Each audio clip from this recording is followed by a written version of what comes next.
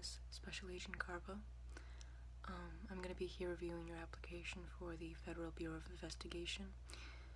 I'm not qualified to tell you whether or not you've got the position, but so far, since you've made it this far within the interviewing process, I can say that you do seem like a promising candidate.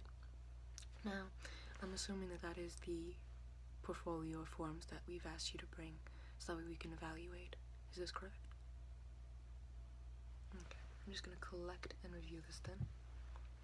Give me one moment.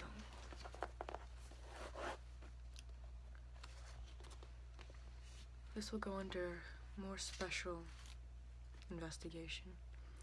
Your application, once we get to know you a little better and we have more time to evaluate the specifics of your application.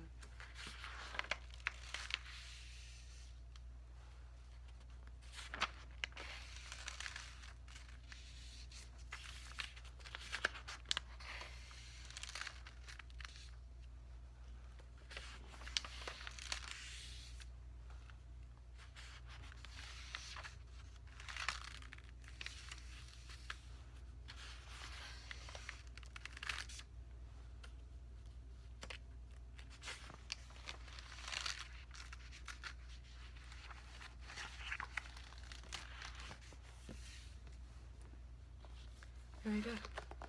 Everything seems filled out and in the proper order. I'm going to be putting that to the side now. Now, let's begin the interviewing process. Tell me a bit about yourself.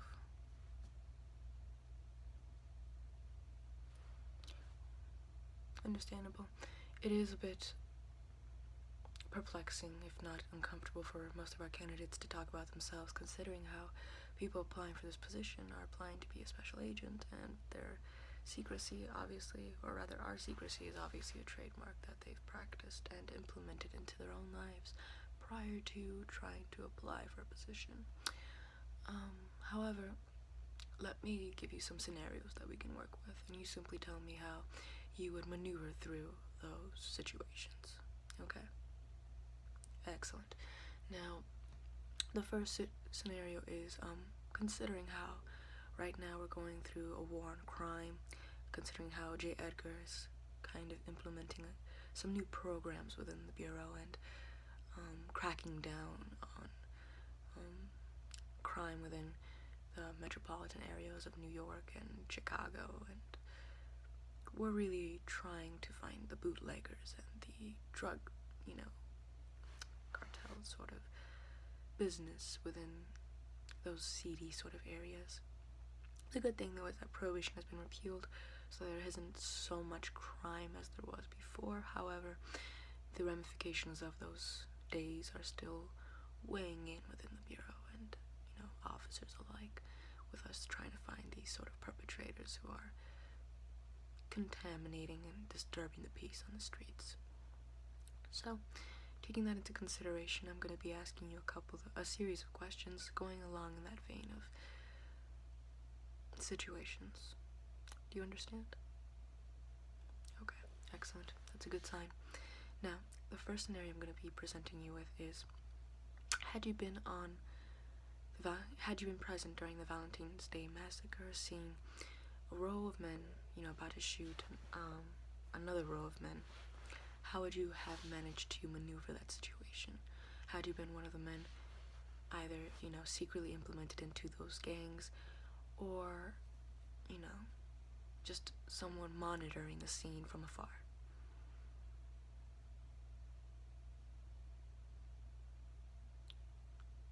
You would have shot the other gang members, as you would have been expected to do.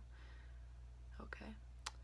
So if you had been in the gang, you would have shot the other gang members, because that's what you were expected to do as someone who was part of the gang, and, if you had blown your cover, everything would have gone to pieces.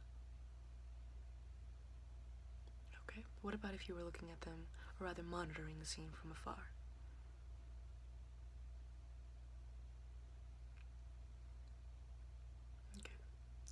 understandable. Once more, that's a pretty good answer. In the Bureau, it's kind of keeping records and filing away information and making sure your cover doesn't get blown is usually top priority, including if it comes to other people's lives. But considering how those were gang lives, it kind of just cleaned up the streets more for us and kind of saved us the work, considering how there has been a lot of deaths concerning, relating to rather, criminal activity. So right now we're not really being merciful with our actions against that sort of activity. Now, the next question. Do you have any loved ones, any family members, a significant other? Yes. Okay. Most people are concerned about their loved ones when they go into this business. They think that, or rather they have the impression that when you're in this business, your loved ones are the first ones to be in danger, considering how this line of business does put them at risk depending on what you do and how you do it. So, once more, depending on what you do and how you do it, that's what really determines whether or not you should be concerned for your loved ones. The only reason I ask, though, is so that way we can keep them on record.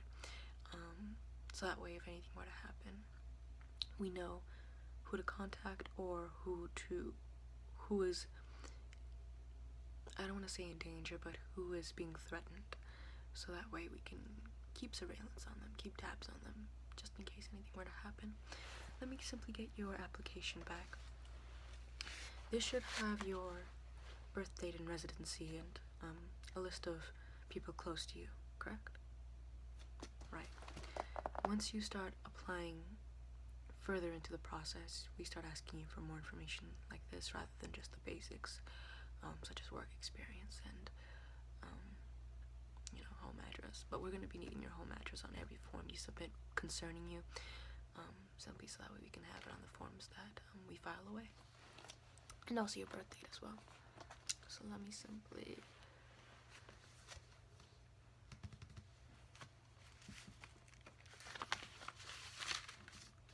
go back to the form where that should be on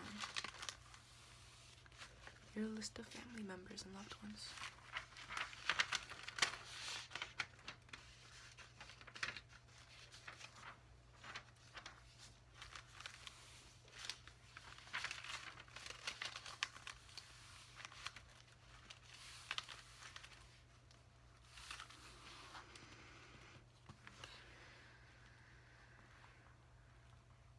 You have quite a number of loved ones here listed.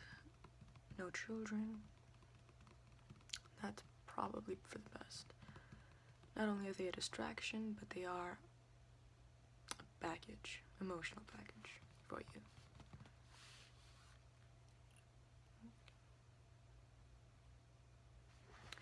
Yeah, women particularly in this business aren't. Once you get further down in the business, that is, they aren't inclined to have children. They understand the weight of the matter, and it just makes their life even more difficult business-wise. Now, let me think of another scenario for you. Recently we've been, as I already said, taking out bootleggers and people with within shady criminal environments and whatnot. Now, how do you feel about the morality of killing and whatnot, and do you feel like you would be more inclined to take a moral high ground and state your own perhaps religious foundations on why you shouldn't kill, or would you, not assassinate, but bring these mobsters and criminals to a form of permanent justice that the Bureau kind of has as a detail? Okay. Well, the thing is that within this Bureau, it does despite the fact that we do value honesty, trustworthiness, and good workmanship, not to mention secrecy and a good, a good form of character in order to just get in, let alone be good. You are kind of expected to shed certain morals in order to better, or rather to further your career. Not because, in a biblical sense, the world expects you to be, debauched and immoral, but rather because there are some things in this industry that common people, people on the outside don't have to experience, because once more we're protecting them. Not everyone is protecting themselves. So within this industry, we have to take certain actions that might cause psychological scars within an individual if they're more inclined to be empathetic and sympathetic towards those that they're affecting. For instance, just to name a famous figure, Al Capone. He murdered a lot of people. Those people had families. He paid for their funerals. He took care of them. We don't do that. We simply knock them off. But if someone as famous as Al Capone prevailed enough to pay for a funeral for the families of the lost ones that he himself had killed because they were in opposing gangs, then how much more so do you think a member of justice might feel about, taking out gang members? So if you are someone who's a little more empathetic, then that would be something that you would need to try and grind down for this position. Otherwise, you might not be too great of a candidate as I presupposed. Now that I'm probably going to continue asking you certain questions along this vein, but for right now I'm going to be asking you, or rather telling you, some of the details within this job. Now, my name, once more, or rather my title is Special Agent, which means that I'm a special agent. I investigate things. Sometimes I'm a secret agent. I go into facilities pretending to be someone else in order to investigate them and, try and accumulate information for the Bureau. I do my best to, or rather we do our best, if you were to get the position, to try and go on the inside, be the inside man in order to kind of see how things run without people knowing that they're being watched, if that makes sense. Okay, basically, when we go into, as a special agent, one of the biggest responsibilities you're going to have is to, and the most, famous and fun, is that you're going to have to investigate things from the inside, which means you're going to have to take on different personalities, different characters, and you're going to have to investigate what's going on. Now, the reason we have to do that in secrecy, obviously, is because if those people or those individuals or those businesses know that they're being watched, then obviously they're going to watch their back too. Now, if they don't know that they're being watched, we get the most honest version of them, and we're able to deduce what exactly goes on a day-to-day basis and determine what the next step is. So, taking that into consideration, do you feel like you're someone who can embody different characters, much like an actress, like the greats, Greta Garbo, Marlene Dietrich? Do you think you can kind of rise to their level of acting in situations where acting is demanded and secrecy is demanded and reservation is demanded? Reservation of character, rather. Not reservations within restaurants, but we might have to investigate restaurants too, but yeah. Do you think that those are certain emblems of your character that you're able to go forth with? Excellent.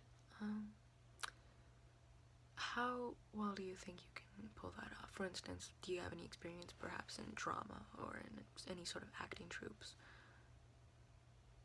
No. Well, in any case, that's not a requirement for the Bureau. Obviously, we don't ask you to be in your high school drama department. Now, the next question I'm going to be asking you is, do you have any experience within forensics? lately, Mr. Hoover over there is, he's putting in more departments, as I already said. He's making changes within the Bureau, and he's working hard with forensics. We're really trying to develop that wing as best as we can. Right now we're focusing on fingerprints though, so we often collect them at scenes of crimes, considering how people aren't very cautious with them, and we analyze them and match them up to people who have already been fingerprinted within either the Bureau, even though obviously someone from the Bureau most likely won't be a perpetrator of a scene of crime, but we also get fingerprinted.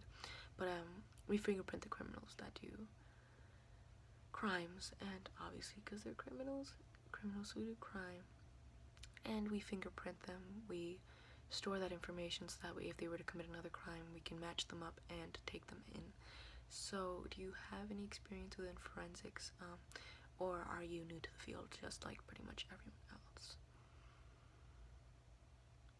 Okay, new to the field as well. Now the other question I needed to ask is,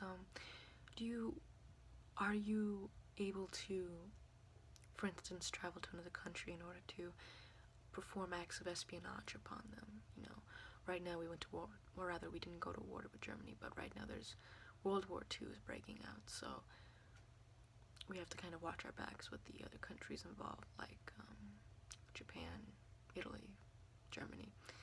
And if, it came to it, would you be able or willing to travel to those countries to act out those acts of espionage for, America? Great. I know there are some people that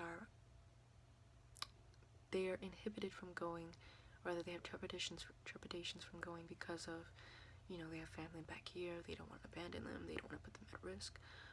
Over there, your life is kind of being put at risk as well, you're more alone, but if you're willing to kind of go along with what the Bureau needs, in whatever sense that it needs, then that makes you an excellent candidate, despite you being a little more empathetic than maybe most that have applied.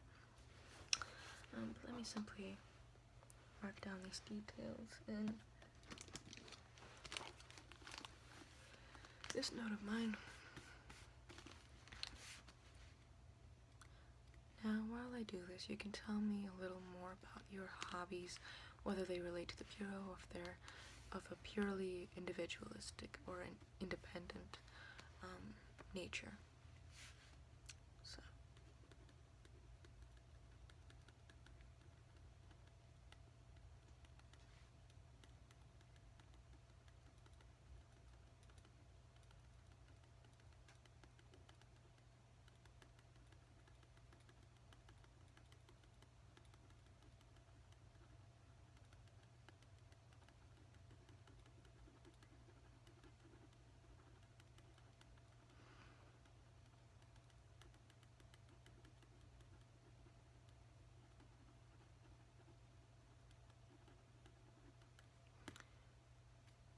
right, so you build boats inside of bottles.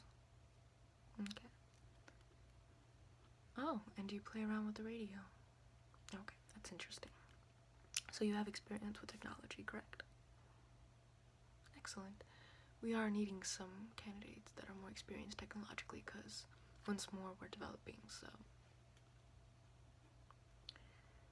any experience within science or technology is greatly appreciated.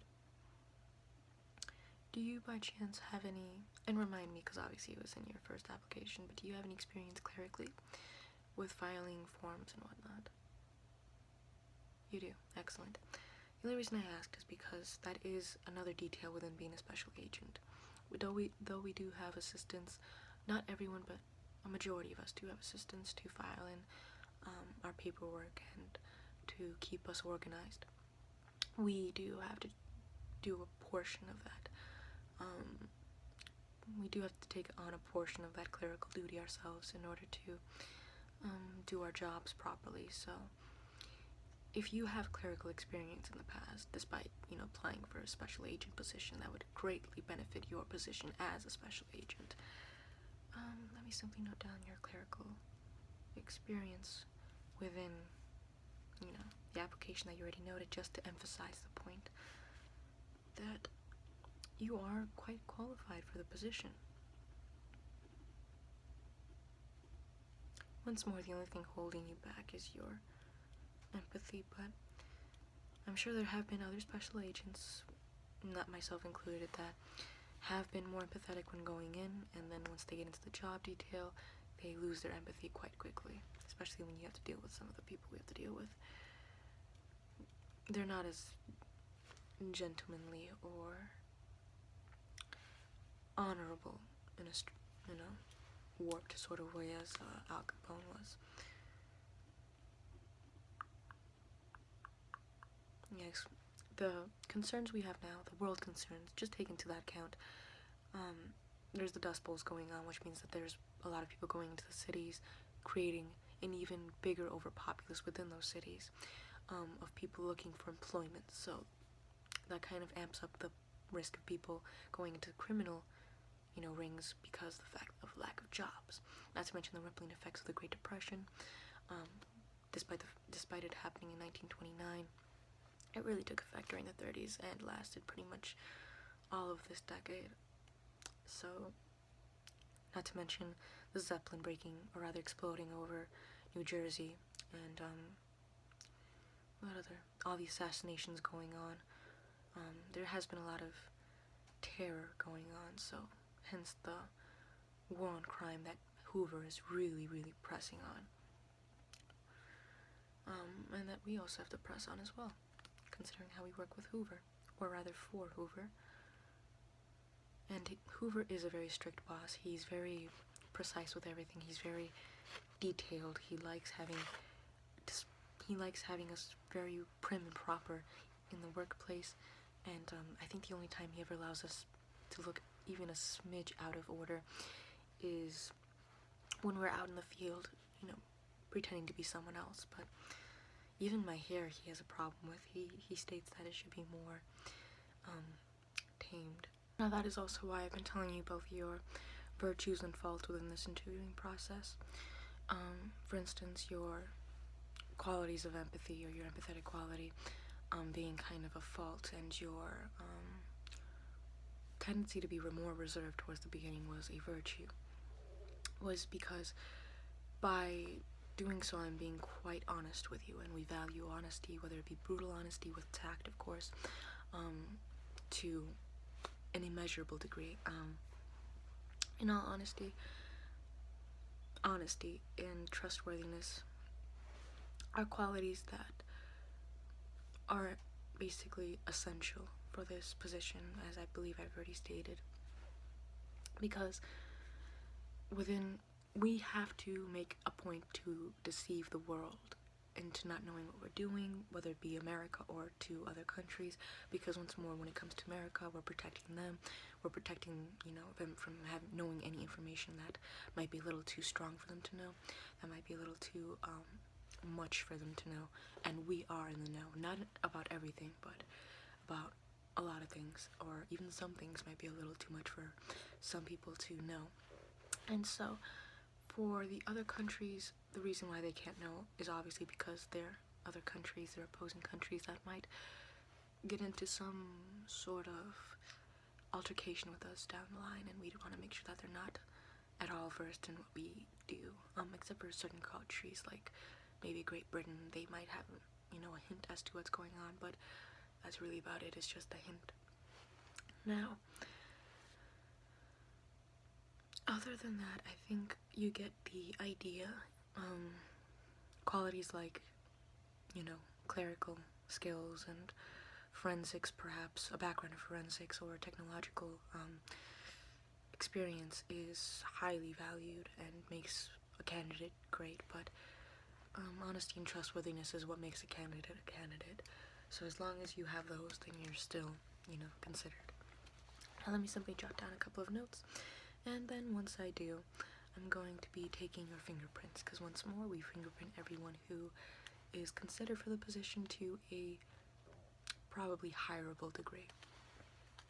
So give me one moment. And while I note down some notes, you can obviously tell me what sort of things, tell me some more about you, basically.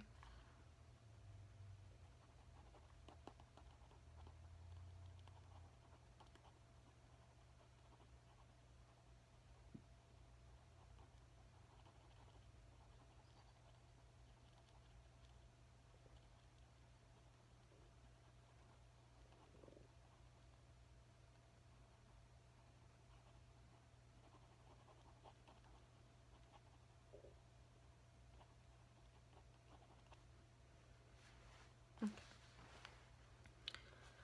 Perfect.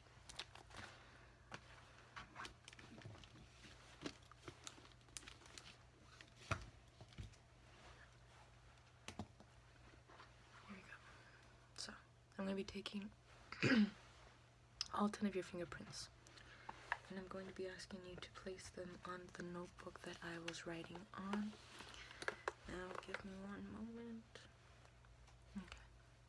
So, I'm going to be needing you to dip one finger at a time into this jar, and then I'll put it into some dust, and then I'll put it into, or rather onto a sheet of paper. So, put your finger in the jar, please, just enough so that way your tip is covered. Thank you. All set. And then press it onto the dust, please. Great. And now put it onto this sheet of paper. Great. So that was your right index finger.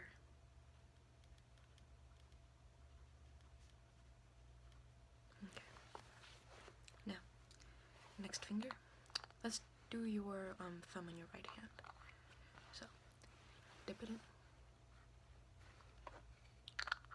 Great. Now, put your thumb on the dust. Great. And then, thumb on the piece of paper, please. Excellent, thank you. Thumb. Now your middle finger on your right hand. Once more, in the jar.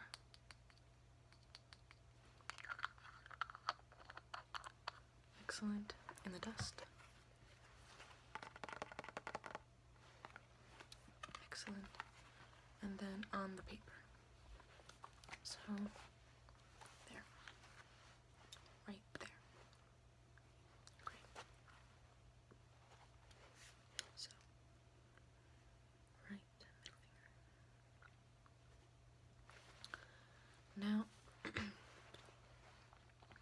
your ring finger in the jar.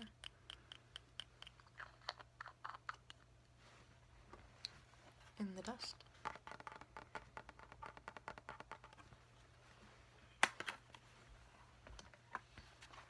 And on the paper. Great. So, right index finger, or the ring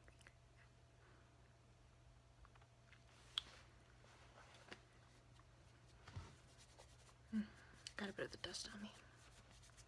Okay. Now,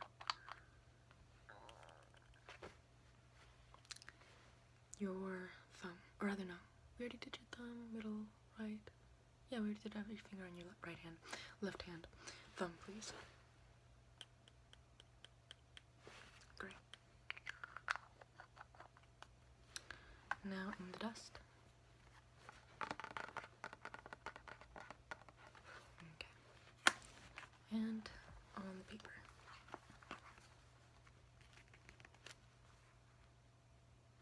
Great.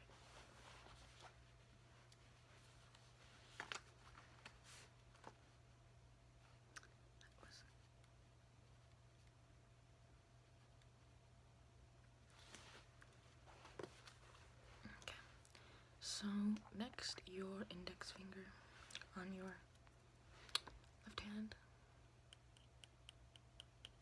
Great. In the dust.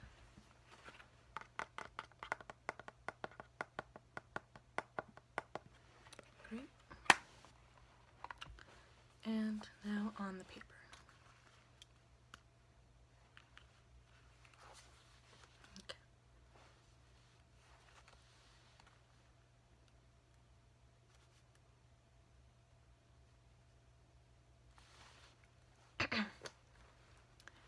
Now, your ring finger. Okay.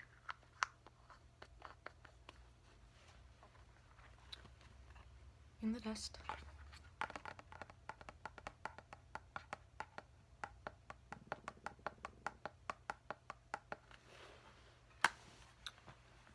Now on the paper.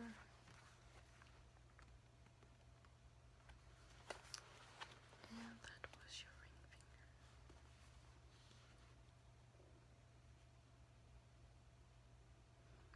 And finally, your thumb. So, thumb in the jar. My stomach really needs to be quiet. In the dust.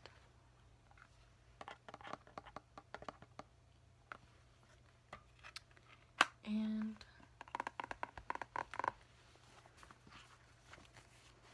on the paper right there. Okay, excellent. So, left thumb.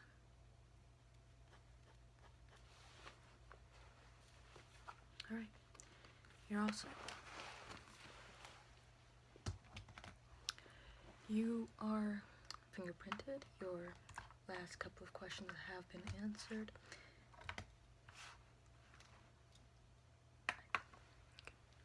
So you are all set.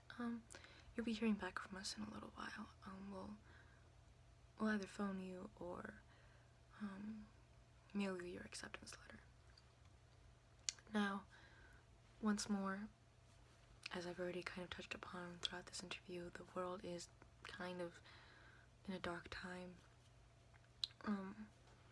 There's a new great war, one that we thought wouldn't come again, considering how we've already been through a great war, but that we thought was going to end all wars. It was the war to end all wars, but obviously it didn't work out.